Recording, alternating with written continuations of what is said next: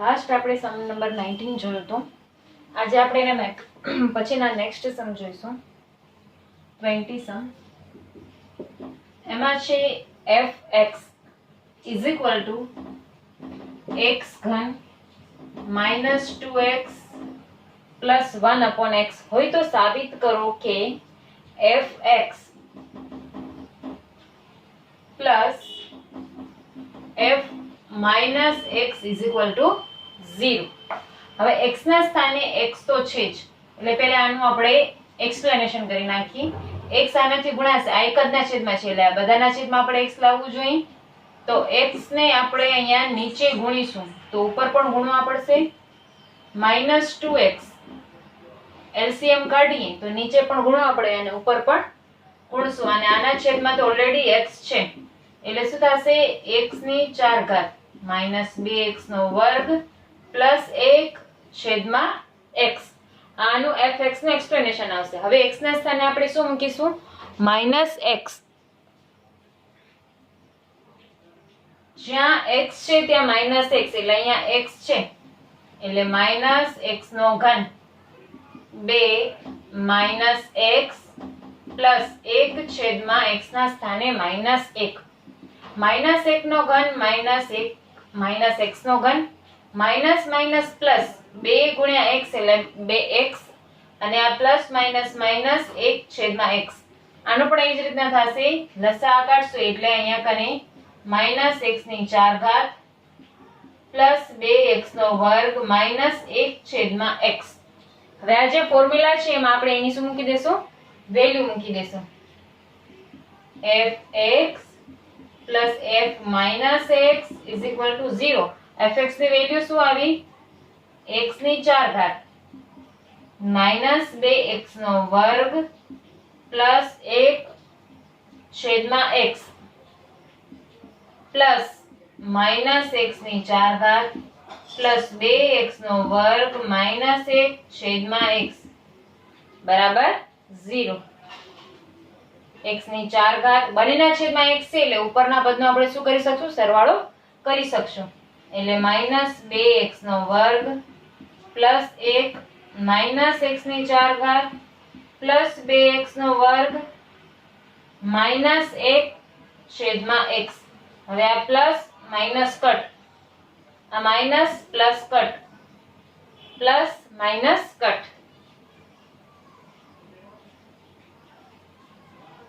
એટલે બરાબર શું થઈ જશે? 0 upon x is equal to 0. આ હતો આપણો સમ નંબર 19.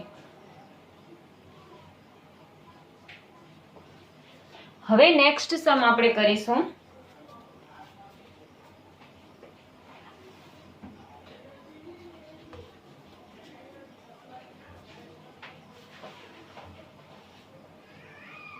હવે એના પછીનો સમ છે જો fx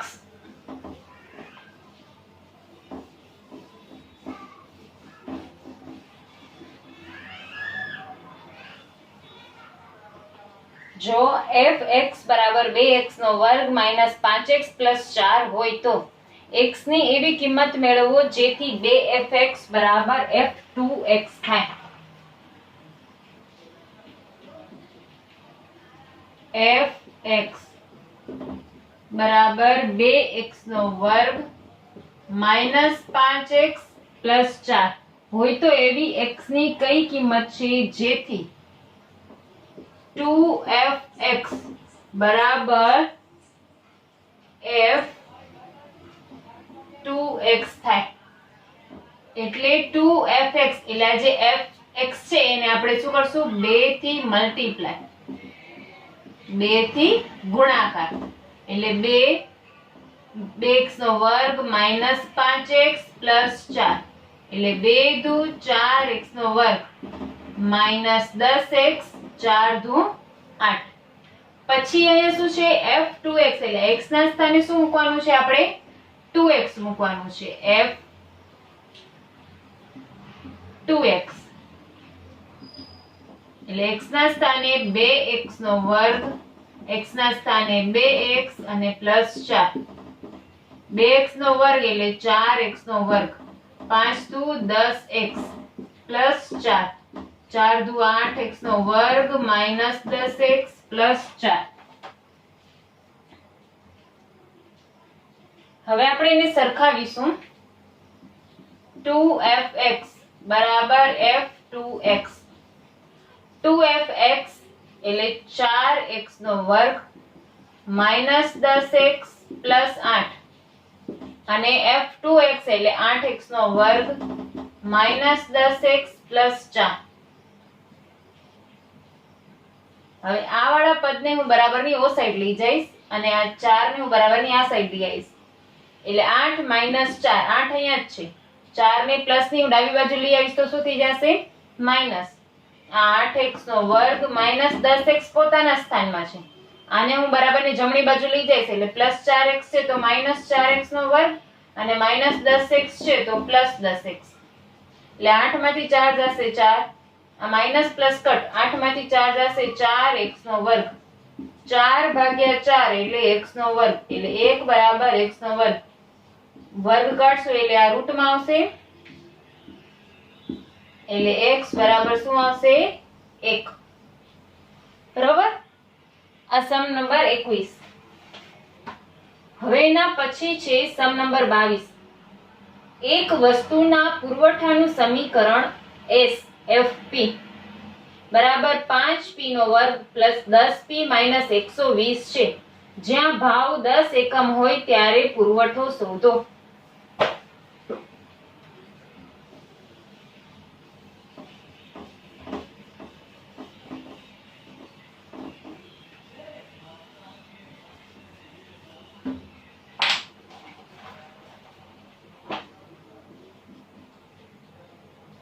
FP supply of 5p નો વર્ગ પ્લસ 10p માઇનસ 120 છે. જ્યારે ભાવ 10 એકમ હોય p બરાબર 10 હોય ત્યારે પુરવઠો શોધવાનો છે. FP બરાબર. p ના સ્થાને શું મૂકીશ? 10. આ 10 અહીંયા 10 માઇનસ 120. 10 નો વર્ગ 100. 10 ગુણ્યા 10 100 માઇનસ 120. 5 ગુણ્યા 100 એટલે 500 plus 110 minus 120 plus plus plus એટલે 500 ને 100 600 માઇનસ 120 એટલે કેટલા આવશે? 840. એના પછી છે સમ નંબર 23. માંગનું વિધેય x બરાબર 50 માઇનસ 2p હોય તો આમદનીનું વિધેય મેળવો. અહીં x બરાબર માંગ, p બરાબર ભાવ અને r બરાબર કુલ આમદની છે. જ્યારે માંગ 10 એકમ હોય ત્યારે કુલ આમદની શોધવાની છે.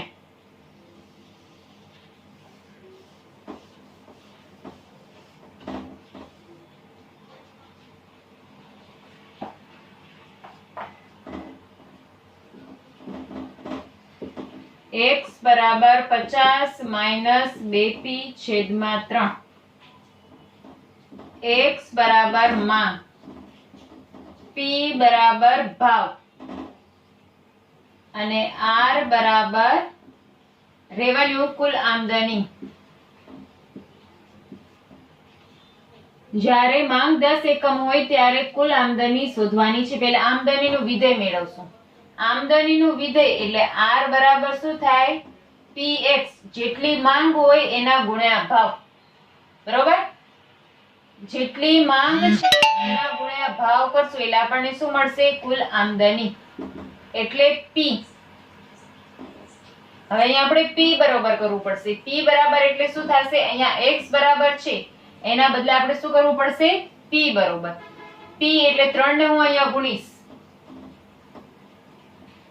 એટલે 3 ગુણ્યા x 50 minus 2p 3x 2p ને હું આ બાજુ લઈ આવીશ તો એ પ્લસ થઈ જશે અને 50 3x ને આ બાજુ લઈ જઈશ તો શું થશે? માઇનસ. એટલે p બરાબર 50 માઇનસ 3x ભાગ્યા 2 ગુણાકારમાં છે બરાબર ને ઓ સાઈડ જશે તો ભાગાકારમાં એટલે 50 માઇનસ 3x ભાગ્યા 2 p બરાબર અને x બરાબર x એકમો. કેટલા એકમો છે કે જેટલી માંગ છે એ આપણને ખબર નથી, ભાવ આપણે જાણી શકીએ છીએ, બરાબર. એટલે 50x, x આનાથી ગુણાશે એટલે 50 ગુણ્યા x એટલે 50x, 3x ગુણ્યા x એટલે 3x નો વર્ગ ભાગ્યા 2. એટલે આ શું આવશે? આમદનીનું વિધેય. હવે જ્યારે માંગ 10 એકમ હોય ત્યારે કુલ આમદની માંગ એટલે x બરાબર શું આવશે? 10. તો r બરાબર શોધવાનું છે. એટલે r વાળા જ ફોર્મ્યુલામાં x ના સ્થાને આપણે શું મૂકશું? 10. 50 ગુણ્યા 10 એટલે 500, 10 નો વર્ગ એટલે 100,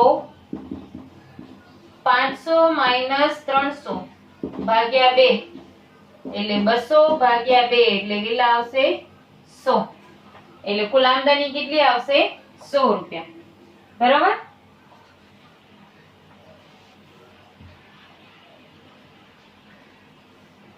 એના પછીનો સમ છે 24. fx બરાબર x નો ઘન પ્લસ 3 ની x ઘાત માઈનસ x ની x ઘાત માઈનસ 3 નો ઘન હોય તો f3 માઈનસ f2 શોધવાનો છે.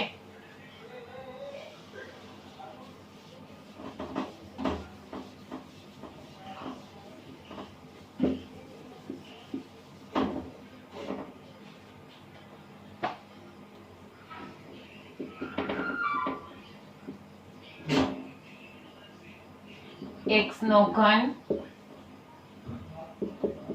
પ્લસ 3 ની x ઘાત x ની x ઘાત માઈનસ 3 ની 3 ઘાત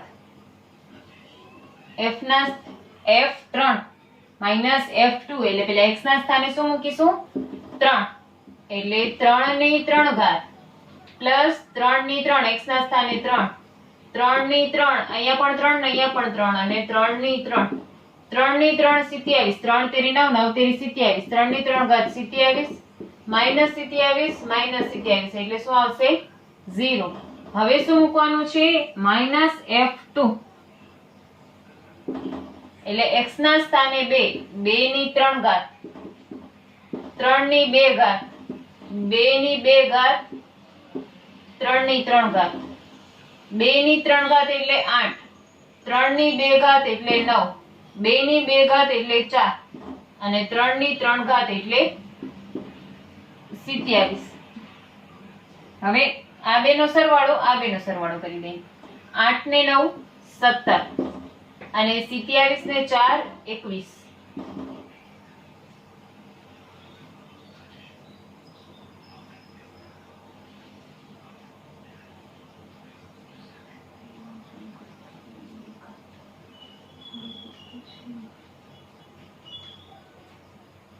બે ની 3 8, 3 ની 2 ઘાત 9, 2 ની 2 ઘાત 4. આ 27 ને 4 31 એટલે 31 માઈનસ 17 એટલે 14. શું આવશે? માઈનસ 14. હવે f3 માઈનસ f2, f3 શું છે? 0 અને આ માઈનસ 14 એટલે આ માઈનસ માઈનસ શું થઈ જશે? પ્લસ 14, બરાબર. એના પછીનો સમ છે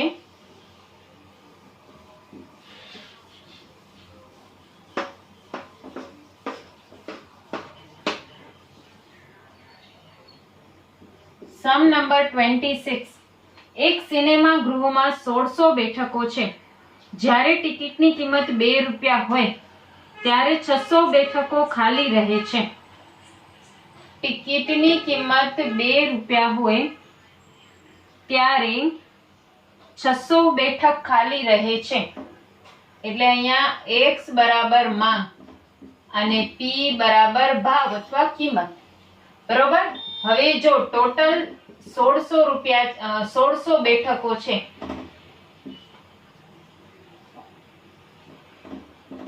1600 બેઠકો છે એમાં શું કહ્યું છે કે જ્યારે 2 રૂપિયા ભાવ છે ત્યારે 600 બેઠકો ખાલી રહે છે.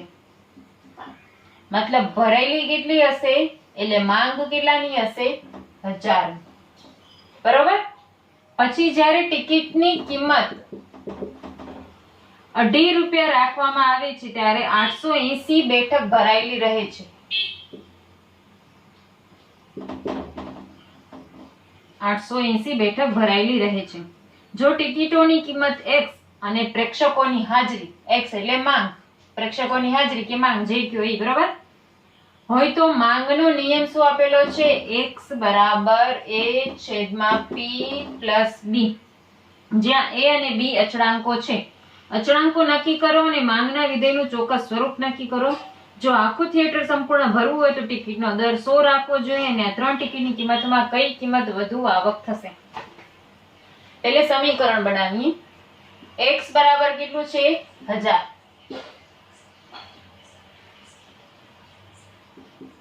a ના સ્થાને a, ત્યારે p બરાબર કેટલું છે? 2 પ્લસ b. હવે 2 આનાથી ગુણાશે, 2 આનાથી ગુણાશે એટલે 2000 a પ્લસ 2b. આ સમીકરણ 1. એવી જ રીતના x ના સ્થાને 880 બરાબર a છેદમાં 2.5 b. 880 ગુણ્યા 2.5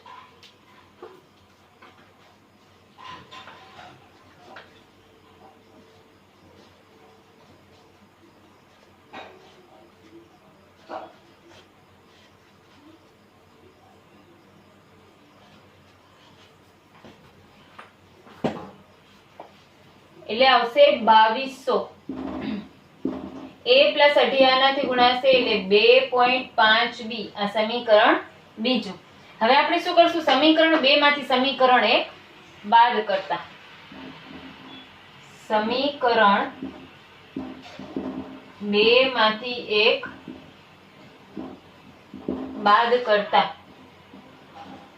2200 બરાબર a પ્લસ 2.5b, 2000 બરાબર a પ્લસ 2b બાદ એટલે આ 1 કટથી જશે, 2200 માંથી 2000 જશે એટલે 200 અને 2.5 માંથી 2 જશે એટલે 0.5b એટલે 200. હવે 0.5 ગુણાકારમાં છે એટલે બાદ જશે એટલે ભાગાકારમાં, એટલે કેટલા આવશે? 400 બરાબર b. બરાબર, 400 બરાબર b એટલે b બરાબર 400 આવે. હવે એક કોઈ પણ એક ઇક્વેશનમાં મૂકીને આપણે a ની કિંમત મેળવી શકશું. એટલે a પ્લસ 2b બરાબર 2000 માં b બરાબર 400 મૂકતા b ના સ્થાને 400, 400 પ્લસ 2 એટલે 800. 800 ને બરાબરની ઓસાઈડ લઈ જશું એટલે શું થશે? માઈનસ. એટલે a બરાબર કેટલા આવશે? 1600. આપણું આ a અને b મળી ગયા, બરોબર. એટલે સૂત્ર શું થશે? સૂત્ર હતું આપણું x a છેદમાં p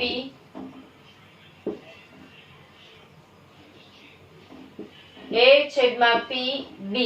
એટલે x ના સ્થાને x, a ના સ્થાને 1600, અહીંયા p અને b ના સ્થાને 400.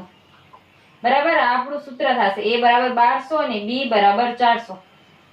જો આખું થિયેટર સંપૂર્ણ ભરવું હોય, શું કહ્યું છે? જો આખું થિયેટર સંપૂર્ણ ભરવું હોય એટલે માંગ કેટલી રાખવાની? સંપૂર્ણ ભરવું હોય તો પ્રેક્ષકોની હાજરી કેટલી રાખવાની? પૂરેપૂરી 1600. એટલે x બરાબર કેટલા રાખશું? 1600. તો આપણે શું શોધવાનું છે? p બરાબર, એટલે આ ઇક્વેશનમાં x ના સ્થાને x જ રહેશે, 1600. p ના સ્થાને x ના સ્થાને 1600 રહેશે, p ના સ્થાને p પ્લસ 400. હવે p અહીંયા પણ ગુણાશે ને p અહીંયા પણ ગુણાશે એટલે 1600p બરાબર 1600 પ્લસ 400p. 400p બરાબર ની આ સાઈડ આવશે એટલે શું થશે? માઈનસ.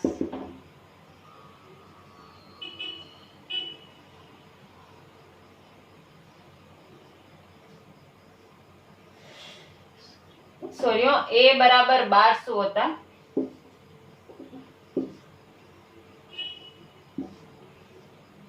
બરાબર 1200. 1600 માંથી 400 જશે એટલે 1200p બરાબર 1200 એટલે p બરાબર 1200 ભાગ્યા 1200 એટલે p બરાબર કેટલા આવશે? 1.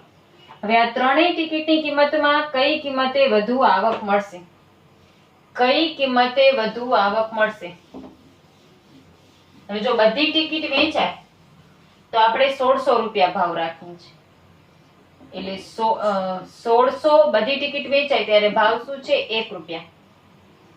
પછી હતું 1000 ટિકિટ વેચાય ત્યારે ભાવ કેટલી છે? 2 રૂપિયા.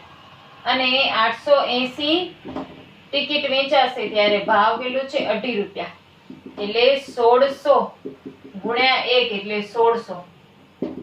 1000 ગુણ્યા 2 એટલે 2000.